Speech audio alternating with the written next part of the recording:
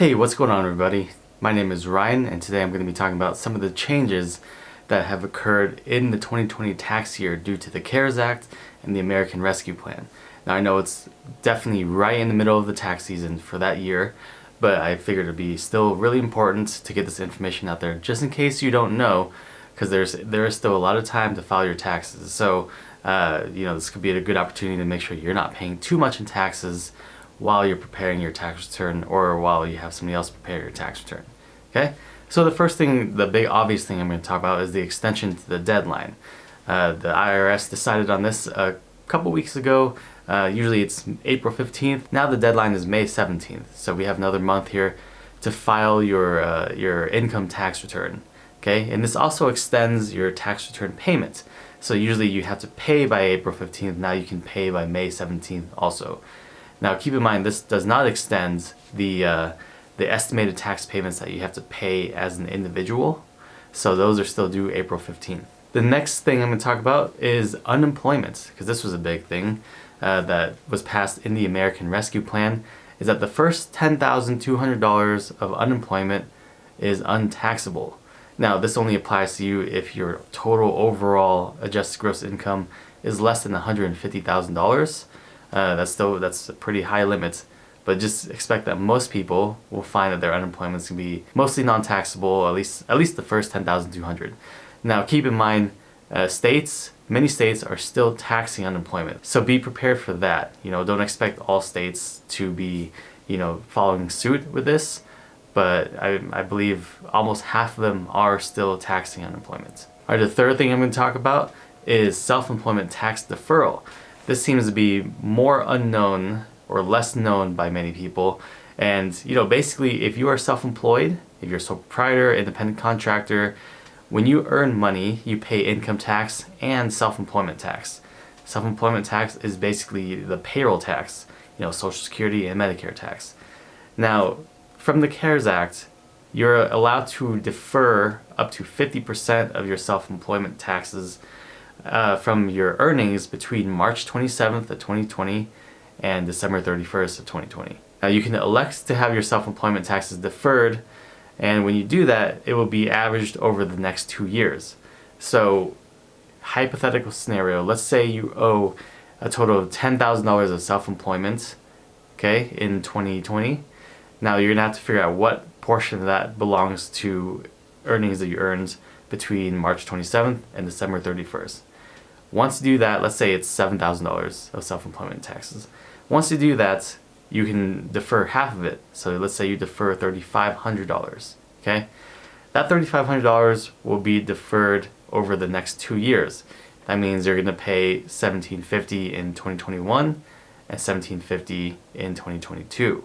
Now keep in mind, you have to be really aware and conscious to make sure your tax preparer or yourself know next year to carry over that deferred self-employment tax.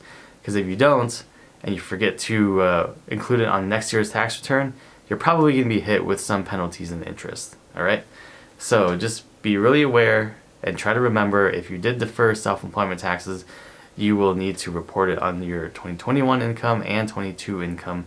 If you forget, penalties and interest. Alright, so the next thing I'm going to talk about is the 401k stuff. Now this one's kind of big, there's a lot to talk about here. So the CARES Act has allowed people to take up to $100,000 of 401k or IRA distributions, and they will waive the 10% penalty for early withdrawal if you're not of age. Okay? Usually there's a 10% penalty. It's pretty intense. But the IRS has allowed you to take up to $100,000 of it and waive the penalty as long as the withdrawal or the distribution is due to a COVID hardship. This could be anything. This could be because you got sick, or you got furloughed, or you lost your job, or you lost hours, or you lost pay. Like it's a pretty broad thing. Okay, so if you experience any kind of hardship from COVID, you should be able to take this withdrawal without the 10% penalty. Now you can also pay back the distributions if you want. If it was temporary, you can pay it back anytime between now and 2 years from now, and you can basically exclude that as income altogether. Okay? So then it's more treated as a loan. Another thing you can do with this 401k or IRA distribution is to actually defer the income reporting.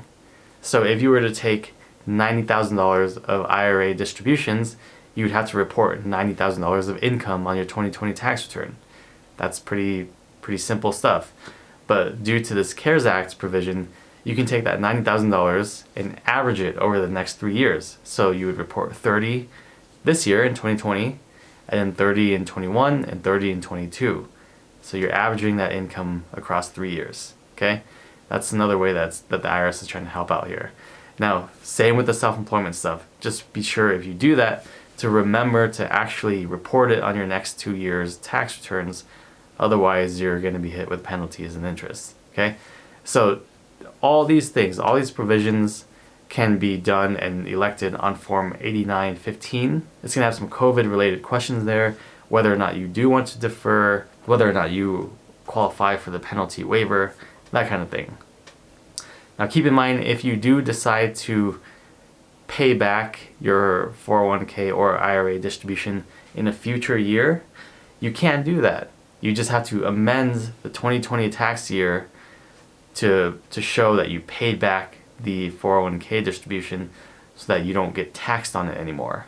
Okay?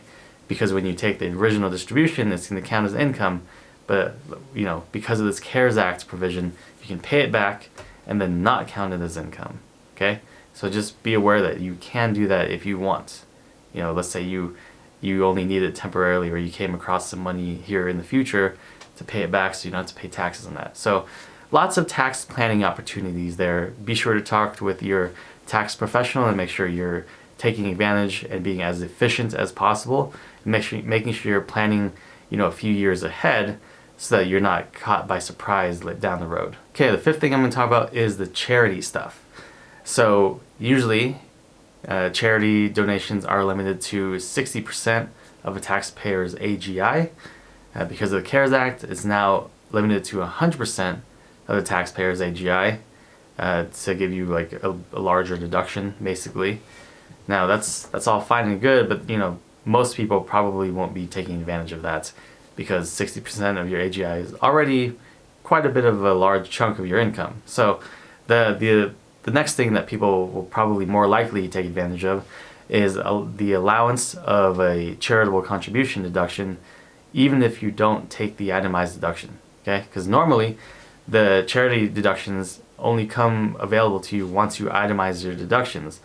And if you're not familiar with that, I would just look into that a little bit. You have the standard deduction and you have itemized deductions. So now, because of the CARES Act, you can take up to $300 of a charity deduction if you take the standard deduction. So not that much, not that great of a benefit, but it is something. It could get you a few bucks here. All right, on to the employee retention tax credit. This is more for you business owners out there who have employees. So, you've probably been hearing a lot about this credit, and it's basically a tax credit based on the payroll taxes that you pay for your employees. So you can claim this credit if your business experienced a government mandated shutdown or stay at home or isolation order or whatever you want to call it. Okay? You can claim this credit if you had that happen to you.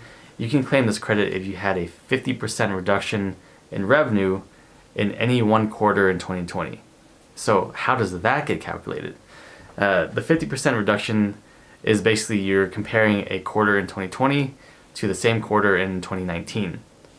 So if you have a 50% reduction in revenue and you still paid employees during that quarter, then you can claim the employee retention tax credit, because that's what this credit's for. It's for employee retention.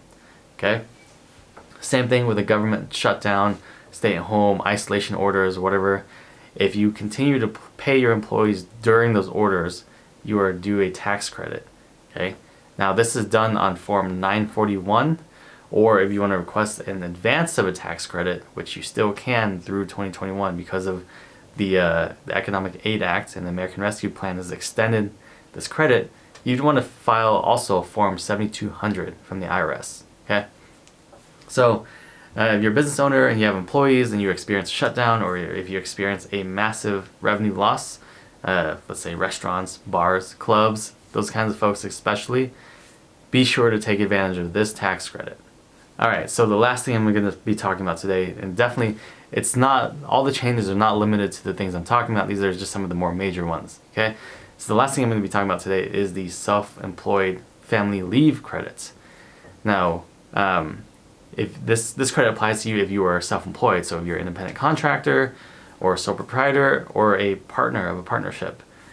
Basically, this credit says if you had to take some time from performing your normal self-employment duties to either quarantine yourself or to take care of another family member or to, take care of your child because of COVID, anything like COVID related where you have to take time away from, you may qualify for this credit. Now, this credit acts as if it's like paid time off. It's like sick leave. So basically, if you have self-employed income and it's positive income, it can't be a self-employed loss. Okay, it's got to be positive income. You can apply for this credit and get some money back. This credit is applied through Form 7202 with the IRS and is submitted with your tax return, with your personal tax return. Okay, so lots of opportunities here from the CARES Act and the American Rescue Plan to get some money back. Be sure your CPA or your accountant or whoever you're using to prep your taxes knows what the hell they're doing so that you don't lose out on any money for 2020, okay? Lots of things happening here. Oh, one last thing that it's such a big thing, I can't believe I forgot this. If you did not receive any stimulus checks in 2020, or if you did not receive the second one at the early of 2021, you can claim it on your tax return to receive a tax credit, okay? That's how you claim your stimulus payment now, is to claim it as a recovery rebates credit on your 2020 tax return. Duh, how could I forget that one? But yeah, just make sure you're working with somebody that knows exactly what they're doing so that you're not leaving money on the table because, lots of programs out here designed to help the taxpayers. So just make sure you're aware of it all. Please reach out to me if you have any questions. I will do my best to answer your comments down below. It's a very busy time for me. That's all I got for today. Thank you again for watching. If you are new here, okay, please consider subscribing to my channel. I would really enjoy that. And if you're a returning viewer, thanks so much for joining me again. Okay? Now, take care for now, stay safe, and have a good one. I hit the function, hit the rose till I hiccup. I hit the stage and leave with money that's a sticker. She picture perfect, so I told her